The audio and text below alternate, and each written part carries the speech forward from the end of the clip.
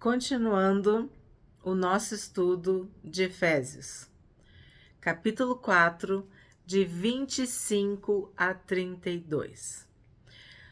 No vídeo de ontem, nós falamos sobre a nova vida em Cristo, a importância de termos novos hábitos, novas atitudes, uma mente renovada, uma pessoa renascida em Cristo, que busca viver uma vida espiritual. Pois bem, hoje Paulo continua essa exortação à santidade. Somos santos? Somos irrepreensíveis? Pois bem, na prática temos que ser santos e irrepreensíveis. Perfeitos como perfeito é o nosso Pai Celestial, perfeitos como o nosso Pai Altíssimo, feitos à imagem e semelhança de Deus. Não seremos sem pecado, mas seremos pecadores que não vivem na prática do pecado. As pessoas têm uma dificuldade incrível de entender isso. Sim, somos humanos. Somos seres humanos, somos pessoas. E sim, pecamos pontualmente. Na exceção. Não vivemos na prática do pecado. Conseguem entender a diferença? É isso que Paulo está falando. Porque se nós não conseguíssemos viver uma vida santa, uma vida de santidade, por que Deus iria requerer, exigir, demandar isso de nós? Se a palavra de Deus nos diz, e nós já estudamos aqui em Efésios, de que fomos feitos santos e irrepreensíveis, abençoados com toda sorte de bênçãos espirituais, sim, nós temos vitória sobre o pecado. Nós temos vitória sobre as tentações. Sim, temos uma vontade que pode ser colocada submissa à vontade de Deus. Temos desejos, vontades, opiniões, decisões, questões. Colocamos tudo aos pés da cruz, aos pés de Jesus. Pedimos diariamente que o Senhor sonde os nossos corações, nos transforme, nos limpe, nos lave, nos regenere, nos purifique. Cada dia a gente vai vencendo o pecado. Vencendo pecados diferentes. Não pecando os mesmos pecados. Porque pecar os mesmos pecados significa que estamos presos, amarrados, escravizados, que estamos dependentes daquele pecado, que estamos com os pés na lama, chafurdados no pecado, enterrados no pecado, mortos no pecado. Com esse entendimento, com esse esclarecimento, vamos ler o texto. Efésios, capítulo 4, de 25 a 32. Por isso, deixando a mentira, que cada um fale a verdade com o seu próximo, porque somos membros do mesmo corpo. Se Jesus Cristo é o caminho, a verdade e a vida, e eu sou seguidora de Jesus, eu não posso mentir. Se antes eu mentia, agora eu não posso mentir, porque a verdade habita em mim. O Espírito da verdade. Vimos aqui várias e várias vezes quem é o pai da mentira. Então, se tu mentia, tu tem que parar de mentir. Ah, mas eu não consigo, quando eu vi eu já menti. Então, tu tá vivendo um engano. Porque a Bíblia diz que nós devemos falar a verdade com o próximo, com aquele que é íntimo. A verdade do íntimo, com aquele que está perto de nós. Devemos externar a verdade. Eu cresci ouvindo que quem fala a verdade não merece castigo. Mesmo que custe falar a verdade, é melhor falar a verdade. E aí, Paulo diz assim: deixando a mentira. Deixando. É um processo. Eu não sei. Tu mente 20 vezes por dia? Então tu vai mentir 10. Daqui a pouco tu mente 5. Daqui a pouco tu mente uma. Daqui a pouco tu não mente. Eu não sei como é que é. Ou tu dorme mentindo e aí no outro dia tu acorda e nunca mais mentir. Eu não sei como é que é o processo. O que eu sei é que Paulo está dizendo, deixando a mentira, abandonando, tendo nojo, tendo vergonha, tendo dor, eu fico triste, pedindo perdão, se lavando no sangue do Cordeiro, limpando suas vestes, restituindo, deixando. É um processo. É uma aprendizagem. Como é que eu vou aprender a falar a verdade? Falando com Deus, falando com Jesus, falando com o Espírito Santo. Quanto mais tu conviver com a verdade, tu vai ter verdade no íntimo. Fale a verdade com o seu próximo. Tu gosta que mintam pra ti? Eu falava muito isso pras crianças. Tu gosta que te enganem, que mintam pra ti? Sempre dizendo, não. Então por que tu mente pro outro? Tu acha que o outro vai gostar de ser enganado? De ser passado pra trás? Não. Faz para os outros aquilo que tu queres que façam para ti. E olha que interessante, somos membros do mesmo corpo. Imagina se o olho direito engana o olho esquerdo. Se a mão direita, a mão esquerda. Vai dar uma baita confusão? Então é a mesma coisa, se nós fazemos parte do mesmo corpo, somos irmãos em Cristo, temos que falar a verdade com o próximo, com o nosso irmão. Pedir que o Senhor coloque guardas na porta dos nossos lábios.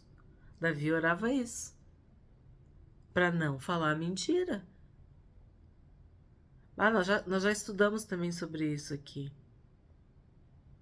Sobre o falso testemunho, sobre o sim, sim e o não, não. Então, Paulo está falando para os Efésios.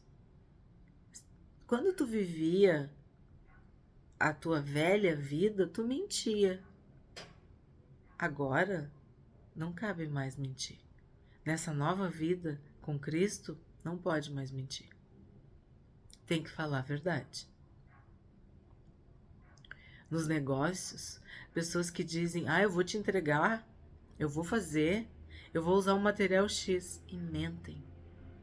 Tem prédios, edifícios construídos que pessoas usaram um material inferior, disseram que usaram um material bom, e os prédios começam a rachar, ruir. Quantas pessoas que vivem mentindo para os outros, causando mal para os outros. Somos membros do mesmo corpo. Eu não vou fazer mal para o meu próprio corpo, porque vai doer. O corpo de Cristo tem que ser guiado pela verdade, a verdade do íntimo. 26. Fiquem irados e não pequem. A tradução diz fiquem irados, né? Vai estar te mandando ficar irado. Quer dizer, antes se falava irai-vos, né? Fiquem irados e não pequem. Não deixem que o sol se ponha sobre a ira de vocês. Não dê lugar ao diabo. Tem vídeo no canal sobre a ira, muito bem explicado. Se tu tá sempre irado, tem alguma coisa errada. Vimos que Deus se ira, vimos que a ira pode ser justa, justificada, vimos que não é a ira em si que é o pecado, é os atos decorrentes da ira, o espaço que tu dá, o tempo que tu dá pra ira. Se tu fica, que nem assim, não se põe o sol, quer dizer, tu fica 24 horas, 2 dias, uma semana irado, tá sempre de mal com a vida, tem alguma coisa errada? Porque nós vimos que a presença do Espírito Santo em nós nos dá paz, nos dá alegria, nos dá mansidão, nos dá paciência. Eventualmente ficarmos irados é normal. E não darmos vazão à nossa ira, às vezes, causa até gastrite, causa até doenças. Então, a ira é um sentimento legítimo do ser humano. Então, fiquem irados, mas não pequem. Fiquem irados e não cometam pecado. Não façam nada de ruim a partir da ira, e nem enquanto vocês estiverem irados. Por quê? Porque o inimigo, o adversário das nossas almas, está sempre esperando uma brecha, um espaço para nos levar a pecar. Então, se tu não assistiu o vídeo sobre a ira, eu te aconselho firmemente a assistir, porque isso é um problema muito sério dos nossos dias, porque a gente vive muitas vezes atrasado, as pessoas não cumprem seus compromissos, fazem coisas que não deveriam ter feito e a gente se ira. E às vezes essa ira perdura, fica muito tempo, a gente não consegue se libertar da ira e aí a gente passa a pecar. Então, não deem lugar ao diabo, porque o que o diabo quer é um espaço para nos fazer pecar. 28. Aquele que roubava, não roube mais.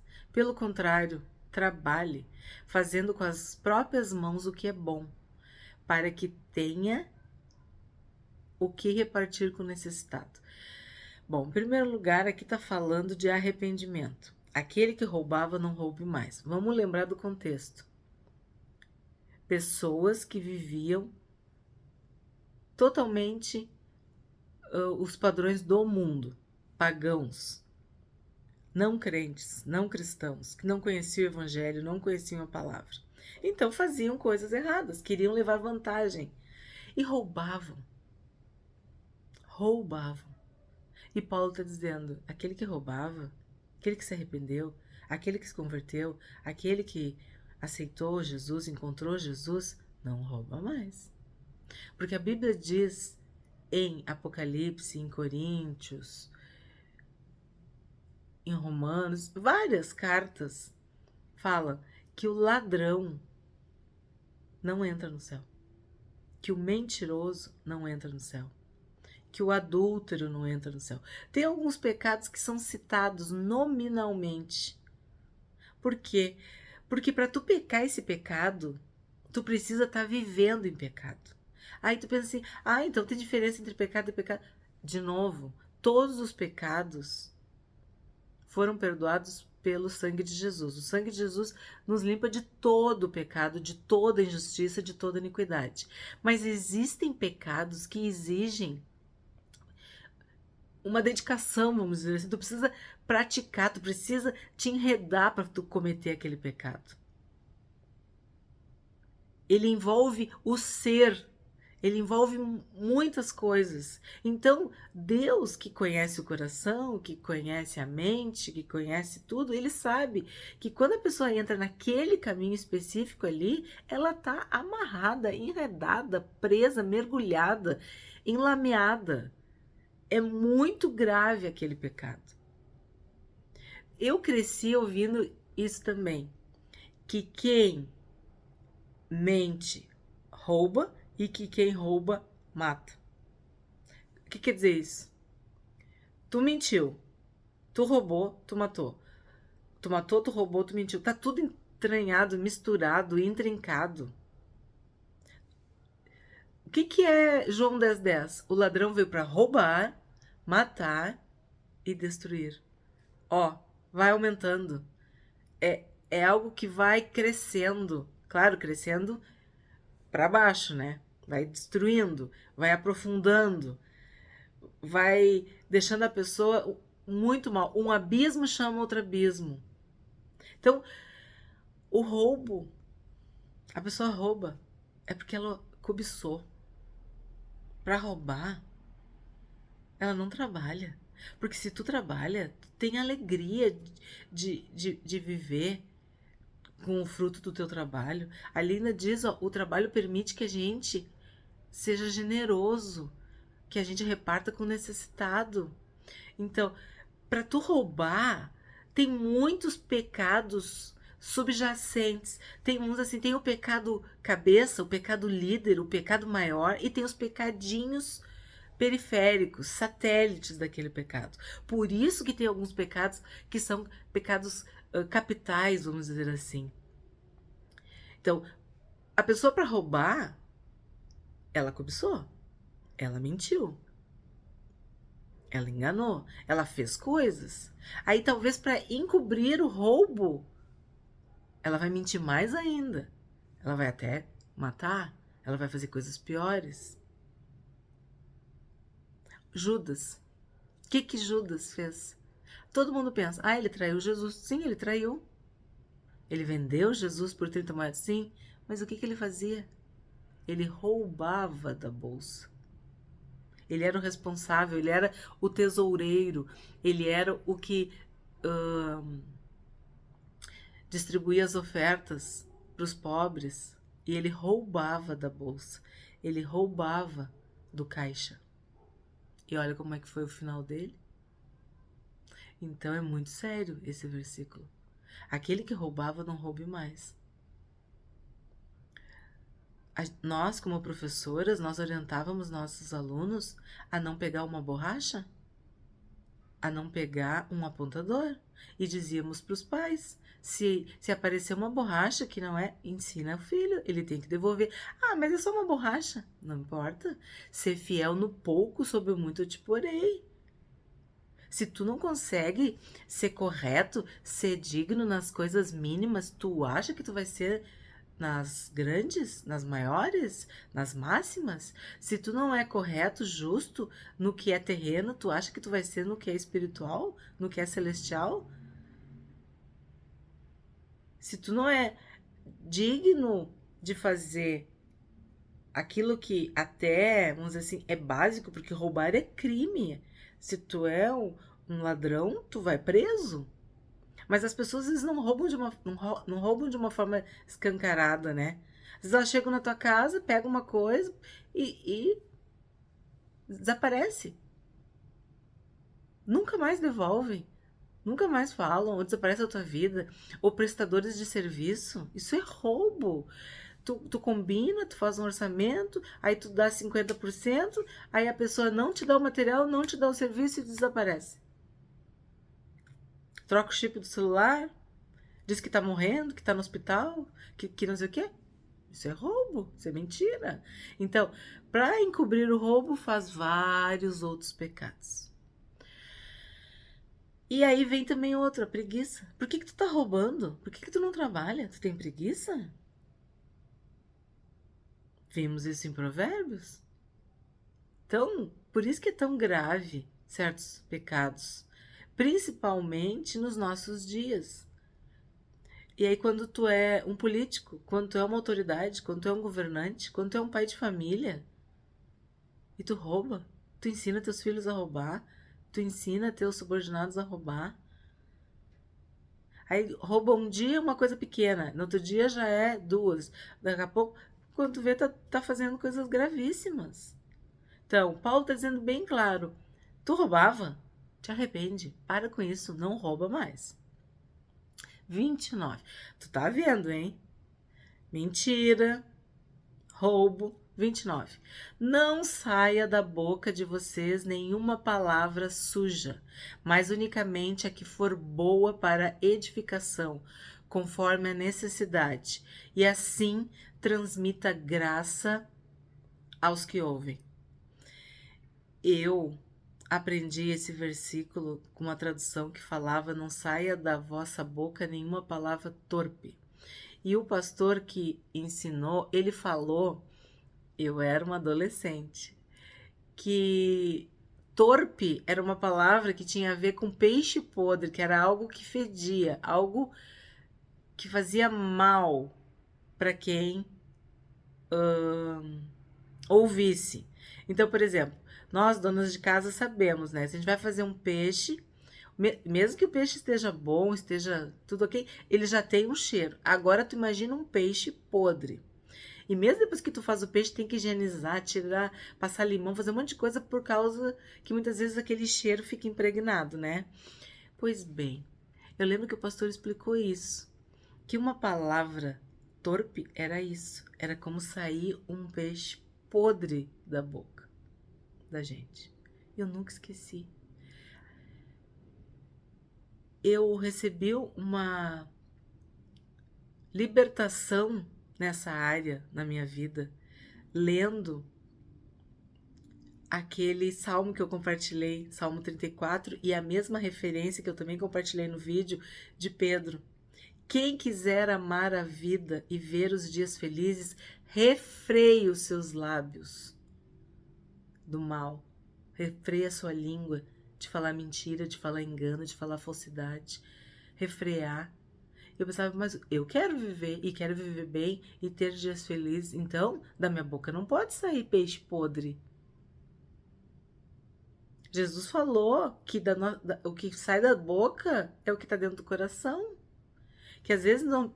Ele diz assim, não é o que entra que contamina, é o que sai.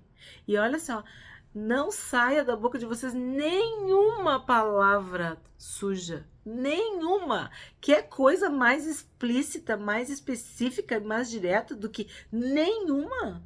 Nem de brincadeira. Não fica falando. Porque se o Espírito Santo habita em ti, tu tem que falar coisas que edificam, coisas que constroem. E se tu, meu pai dizia, se tu tá com... Bota a mão na boca. Meu pai dizia, bota a mão na boca. Eu tenho uma marquinha que eu me mordo. Às vezes eu quero falar uma coisa, eu venho aqui e me mordo. Quem já me conhece sabe que eu me mordo. Porque eu precisava de um freio. Então, era muito difícil isso pra mim. E Deus me libertou. Deus me libertou. Mas o que eu tive que fazer? Eu tive que falar que eu queria aquela libertação. Eu tive que orar, ler a Bíblia, repetir o versículo, tá sempre lutando, e chega um belo dia que aquilo não tem mais sentido. Tu não fala mais, não fala. E depois ainda fui trabalhar como professora com crianças, tinha que dar exemplo. E eu cansei de chegar perto das crianças e dizia, a boca fala. Falava bem baixinho assim, a boca fala do que o coração tá cheio. Palavras do Senhor Jesus. Eu não precisava dizer nada. E era uma atmosfera na minha sala de aula. Eles não diziam. Às vezes, podia até ouvir na hora do recreio, em outro lugar, mas ali eles não falavam. E eles aprendiam. E eu explicava. A gente não fala porque isso é um lixo, isso é feio, isso faz mal para quem ouve. Mas agora tu imagina, hoje em dia as pessoas falam 5 palavras, 3 é palavrão. Ou 2 são mentira. Palavras sujas, maliciosas. Então, olha o que Paulo está dizendo. Não saia da boca de vocês nenhuma palavra suja, nenhuma palavra torpe, nenhuma palavra vulgar, nenhuma palavra baixa, nenhuma palavra maliciosa, nada ruim, mas unicamente a que for boa para edificação, conforme a necessidade, e transmita graça aos que ouvem. Nós vimos, olha, a exaustão em Provérbios sobre isso. Tem muitos vídeos sobre isso. Uma das primeiras coisas que muda na nossa vida quando a gente encontra Jesus é a forma como a gente fala. Quando Jesus foi preso, estava sendo torturado, açoitado, todos se afastaram e Pedro foi ficando meio que de longe. E aí ele foi se aquecer na fogueira ali, né? E aí veio uma criada, uma empregada, e disse que Pedro era discípulo. E Pedro nega, né, tal. Mas aí eu quero chegar naquela parte que ele diz assim, ó, ele fala como ele. Claro, ela estava se referindo a serem galileus, um sotaque e tal. Mas vamos pegar. Quando tu anda com Jesus, tu passa a falar como ele. A gente anda com os crentes e começa a falar igual os crentes. Tu anda com pessoas que falam com um tom de voz baixo, equilibrado, tranquilo, tu aprende a falar. É muito importante a gente conviver com pessoas que têm o Espírito Santo, porque tu aprende os modos daquela pessoa. Tu aprende a falar. E ela disse, ele fala como ele. Então que nós, como discípulos de Cristo, falemos como Cristo falava. Que não saia da nossa boca nenhuma palavra torpe. Mas que a gente transmita graça para quem nos ouve. Mesmo que na nossa volta tenham pessoas que não façam isso, a gente pode, com o nosso exemplo, mudar essa circunstância. E também quando a gente não consegue, a gente fica quieto. Lembra? Até o tolo, quando se cala, é tido por sábio. E se tu não consegue, morde a língua, morde a bochecha, faz que nem eu, morde o lábio, dá um jeito, sabe? Mas te controla. Tiago diz, coloca freio nos animais e o ser humano. A língua bota fogo em tudo, destrói tudo. 30. E não entristeçam o Espírito Santo de Deus, no qual vocês foram selados para o dia da redenção. Esse 30 tem a ver com as palavras. Quando a gente fala o que não deve, o primeiro que se ofende, o primeiro que se entristece é o Espírito Santo. E se tu tá conectada, tu não precisa de 1, 2, 5 minutos, o Espírito Santo já te constrange. Ele já te convence do pecado. E aí tu já te arrepende. Falei o que não devia. Essa conversa foi suja, foi leviana, foi baixa. Falei alguma coisa, tu não gostou. Me perdoa. Me dá graça para eu não falar de novo. Sabe? Não fica 1 minuto sem a presença do Espírito Santo. Não entristece o Espírito Santo. Nem 1 minuto. Olha a sequência. Não entristeçam o Espírito Santo de Deus, no qual vocês foram selados. A gente viu a alegria que foi no dia que a gente estudou sobre o selo, sobre o penhor, lembra? Nós somos propriedade privada, particular, pessoal do Espírito Santo. E quando a gente fala o que não deve, fala coisas feias, e eu não tô falando só de palavrão, eu tô falando de uma conversa leviana, inadequada, uma fofoca, qualquer coisa que saia da nossa boca, entristece o Espírito Santo.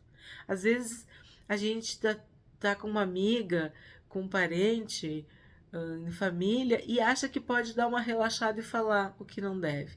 Aí às vezes tu levanta da mesa, daquele lugar, e o Espírito Santo pesa no teu coração. Tu sente aquela aflição, aquela coisa, o que foi? Aí o Espírito Santo, como em um filme, ele te mostra, olha o que tu fez, olha o que tu falou, filha, não pode fazer isso. Ele te ensina, te constrange. A bondade de Deus nos conduz ao arrependimento. E daí a gente pede perdão e segue adiante, segue adiante. Que não haja no meio de 31. Que não haja no meio de vocês qualquer amargura, indignação, ira, gritaria e blasfêmia, bem como qualquer maldade. Aqui eu vejo que Paulo está sendo muito específico, no meio de vocês. Ele está falando assim, não dá para ter amargura dentro da igreja. O irmão X que não fala com Y, o irmão que vira a cara para o outro.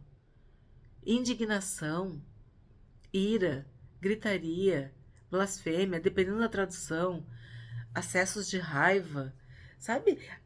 Estão reunidos para fazer um almoço, um jantar e começa a brigar, discutir. Tem uma pessoa que acha que pode mandar em todo mundo, que pode pisar em todo mundo, que pode criticar todo mundo.